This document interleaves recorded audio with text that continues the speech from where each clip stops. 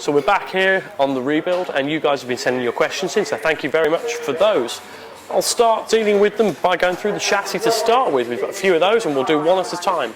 There is also time to still get your questions in. You can either comment on the video below or on Facebook and Twitter. We will put the links on the screen. Now, the first question we have in is, what implications are there to changing the chassis with a Dvla?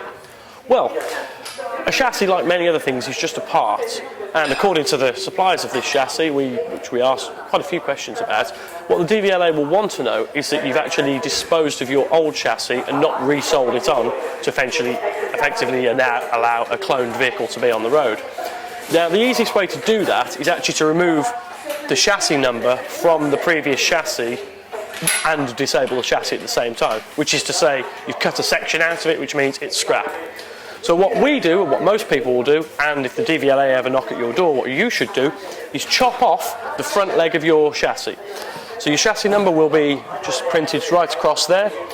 A simple way of doing it is, if you're brave enough, get a hacksaw, failing that, angle grinder or oxyacetylene torch, just chop straight through the side rails and the front, so you've got this section. It can sit on the shelf in the garage and you'll probably never need it again, but that way you can always prove to the Dvla that your chassis, your previous chassis, has been destroyed.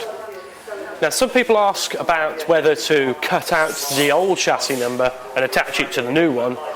Does the new chassis inherit the number? Well, because it's a part, it doesn't really matter. Now, it's worth keeping a record of whatever production number that your chassis does have, and this one has its own chassis number written on the side. Now, that won't tally up with the logbook per se, but it's a genuine replacement part, and as such, that shouldn't matter. If you attach the chassis, your old chassis number to the chassis, that's fine for reference, but if the police look under there and see a new chassis number or the old chassis number screwed on, it could prompt a few questions. So our recommendation is just to swap the chassis, prove that you've destroyed the old chassis, and keep the leg inside your shed.